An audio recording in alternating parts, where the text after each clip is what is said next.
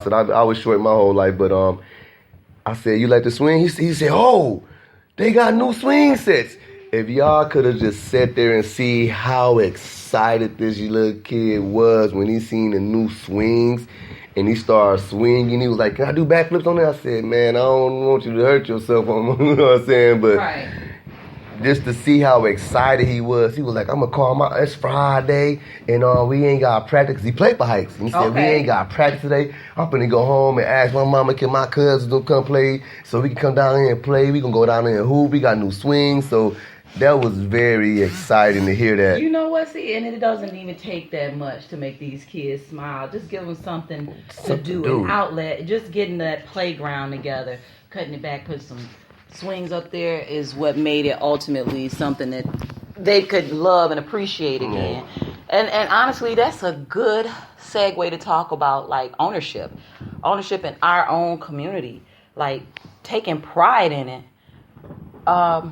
I see so much more of that happening in our community right now. And I commend everybody who is taking part in wanting to beautify our city, because it's definitely needed. Now, we got some work to do. Yes, we do. We got to roll up our sleeves and get to it, though.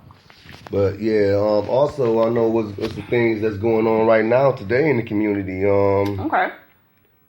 You get a chance, stop by the Dr. James Jackson Museum. Mm-hmm. They got some things going on over there right now with the community foundation. Really? With community coalition development. The coalition? Coalition, yep. Okay. And they got an event going on right now there, and I believe it ends at like 4:45.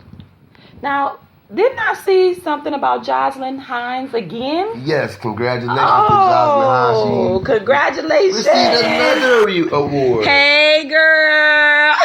And Jocelyn, please don't sock me, but you know, it's our little secret, it's the little that's sophisticated. Aiden back here clapping for you, Jocelyn. Yay! Congratulations! Oh yeah, she received another award. Yeah, so that was pretty dope. And I know she had happy hour at the Hideout last night, so that was pretty cool. I was able to see a few people there last night as well. Don't they have a young black professional? Yep, Muskegon's Young Black Professionals. Okay, they have an event coming up too soon. Yep, I believe it's the third Friday of the month. And okay. I believe the next one, it's going to be at Rackets. Okay. All right. Well, that'd be cool. Hey, y'all, I hear too many sirens in our little old city. It's kind of starting to sound like it's a big city. We got to learn how to use some sort of self-control, y'all. Because our babies need to be able to walk around and live. They don't need to be living in fear all the time. Oh, okay. Come on down to James Jackson Museum of African American History for a day of fun, food, and cultural experiences. CCD is here talking about the garden programs and the new chef's demonstrations. Okay. Yeah. All right. Well, shout out to them going on strong at the James Jackson Museum right now. Yeah. So if you got time, you can take the kids down there and y'all can have a whole bunch of fun, eat some food, play some games, and tire them out for this Saturday before y'all go out and do something. Yeah. So, don't forget the phone lines are open, 231-725-5721. Call in with any questions or to join the discussion, the dialogue. Also, check the website at www.WriAckRadio.com. That's WRIACK radio.com. Leave your opinion, your reactions on the reaction board. Listen, we got merch for sale, you guys. So yes, okay. When you do come out to the day party, we do have t-shirts and we have wristbands for sale for WriAck Radio. So, for the supporters and everybody that's following us and everything, feel free to contact me or Krewella if you would like this t-shirt. Let us know your size, and we got wristbands. T-shirts are going for $10, wristbands are going for $5. Okay. Now, plug. You're not even plugging that. I see. So I see. Anything else that we missed this past week? Pray for the people affected that's down in the Bahamas that has been affected by Hurricane Dorian. Dorian has really taken out the Bahamas, yo. That's Shout out crazy. to Tyler Perry. Oh, really? What Shout out to Tyler Perry. What Tyler do? Took his own personal jet to deliver supplies down to the Bahamas right now. And you know what is crazy? I wonder if he was able to get straight down there with no problems. That's crazy. Because you know what they said? Walmart's logistics team was better in the during Hurricane Katrina to get stuff to the people affected more so than FEMA was. That was kind of crazy. I was like, wow. That was on our own soil down in New Orleans. That's another story to talk about. Exactly. So shout out to Tyler Perry for doing that and being able to navigate the waters literally in order to get to the Bahamas and get those supplies there. What else? Anything else? Just come to the day party. Oh, there is a $5 cover charge, but the inspiration is always free. Most definitely. But you know what? Even at the cannabis and culture event, people were outside the gate across the street having fun. Yeah, now, that's not to say I want y'all to come in and enjoy. Please do. But, you know what I'm saying? It was just a very, very good vibe. Please keep all that negative energy at home. If you got a beef with somebody, beef with them some other time. That ain't the time. We trying to have fun and enjoy ourselves on a nice Sunday afternoon / evening. And it's going to be nice. It's going to be dope. For the whole time period, it will be. So come on out and definitely you will enjoy yourself. And for more information about the Duce Day Party with G55 Catering Open Mic, you still contact me on Facebook. Contact Kyra Young on social media on Facebook. Damon Knox, we go by Grace Covington. I said Damon Knox, I'm sorry. Damon Covington, he go by Grace Covington on social media. My number is 231-725-5721. Now let me clean that up. It's Damon Armstrong. Oh. He goes by Damon Covington online. Oh, okay. Hey, see? I'm shouting up. I got you, classmate. Yeah, good luck. I got you. We holds it down, okay? So, anything else? Yeah, the sirens. I just seen the stat on Facebook. The sirens apparently just happened because there was a male in camouflage on a moped just got chased by the police. He took off running. They tasered him. He ran. Police ran moped. Comes back to a T walking. Hold on. He got tased and he ran after that? Yeah, come back to a T walker and stay at 40 Center Street. That's across the street from the police, I believe. Police on their way to 40 Center Street. Yeah, so... Must be that apartment building, but yeah, hey. Wait a minute, so... Bro, they coming for you if you listen to they finna come get you.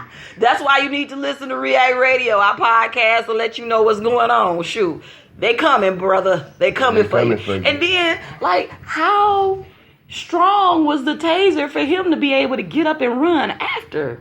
That's a lot. That's a lot. He must be strong as an ox. So they just didn't have it on right or something. That boy, it's these drugs around and them must be up there, guys. Excuse the language. You up there. Wow. I have no words for that because I'm like, he got up and ran after. What happened after that? He got up and ran and went in where? They said he got up and ran, but they ran the moped and it came out to this person's name, so they go into the name of the person for the moped. Not saying it's the same person that got tased. I'm just saying because anybody can hop on somebody's stuff and get up and go. Okay. Well, hey, that's too much. We got to cut all this nonsense and silliness out, y'all, because the kids are watching. You know what? Tailgate coming up, y'all. Oh, I'll just have to do that in. I got my tailgate shirt on. I gotta.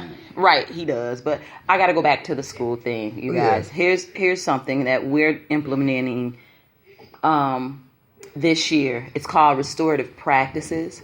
Now, it's not restorative perfect, but it's restorative practices.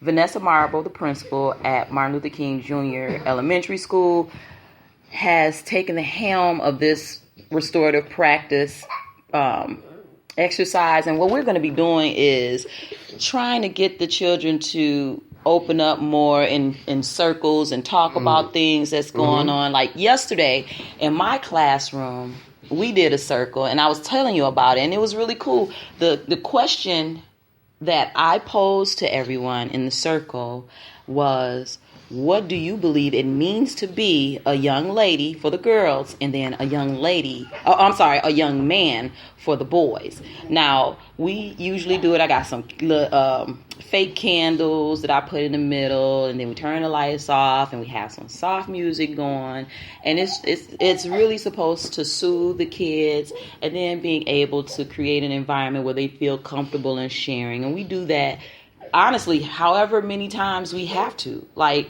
if there's an issue with two students, we can have a private circle so that we can work that out. We're not in the business of wanting to suspend children this year at all, period. Because for me, it seems as if the ones who are showing the bad behavior, those are the main ones that we need to keep inside of the school. We need to figure out how to work with that and work through that. We have social workers and stuff like that. But to be able to, as a teacher, get my kids, we're done with English, or we're in the middle of an English lesson, and I see something going on. Okay, you guys, you know what? I think we need a circle. So I have seen it work, and it has made the children more open to getting to know the other students, and being a good neighbor to the other students, showing manners, not only to me, but the other students. So it's still a work in progress. Again, it's restorative practices, and you can go Google that and see exactly what that means. So we got to change the mindset for the kids. And also another way to help with that too is I know you done talked about it your first week from going back to school, like you said. And as far as the teacher-parent relationship, you had a student in your class. You done starting to build this relationship with this certain mother, and she's proud of, she came, like you said, she came up there one day and she got them together, told them, like, this ain't that. Then the next day you had a good day. Then you said you inboxed her and told her he's having a good day, and she was so happy and excited about that. So yeah, as far as getting that teacher-parent relationship, that way we all can be on the same page for the best interest of our kids and these students and young scholars. I'm that teacher. I'm the teacher that will call parents, that will walk out to the cars, and I tell behavior traits, good or bad. You know what I'm saying? Good and bad, yeah. And that's what I feel like. If I've called home and told a parent that their child was acting in a negative way, if they exhibit some sort of behavior where it's positive and I can see that they're growing and they're trying their best to do better and have a better day the next day, I have no problem walking back to that same car and letting the parent know he or she had a great day. I've done that with several parents already, and I've had a lot of great responses. One of the parents even told me that she wants to go ahead and start coming up to volunteer, so that we are in the process of putting together a PTO, so that would be very beneficial. We need to create that bond. And one of the parents already asked me, "Are you going to go to the 6th grade with the kids?" Oh yeah, I remember you saying yesterday. So that's good. That's good. That your work is showing up. And I can say from how our work schedules is, I got to work, like an hour or so before you. So I've been getting dropped off at the school to get the car to go get Aiden. And coming upstairs to get the keys from you and just seeing how your classroom is set up and seeing how well-mannered that you have the kids in there and everything, that's pretty good. You know what? It's funny because before school started, the youth advocate, Mr. Eric Hathorn, he was going around with the new dean, Mr. Reedy. And he was like, okay, well, this is Miss Mack, and she has great classroom management. I doubt you come here outside of just visiting her classroom, because that's what I did last year, because I never was called here to do anything. Right. So that was really cool. You know what I'm saying? I've been doing this for, since 2014 inside of a classroom teaching, and it's something that by happenstance I just got into, and I'm glad I did. I always said, nah, I can't be a teacher. But what am I doing? I am teaching, and I love it, and I feel like this really is my calling. Miss Marble, Principal Marble also said the same thing. My aunt said the same thing. It wasn't something at first I was ready to embrace, but honestly, the way that our community, these children, and my life is set up, this is the absolute best thing that I could be doing right now. It's very fulfilling, and I love it. I love my kids. They love me. We all goofy together, but they know that Mrs. Mack is all about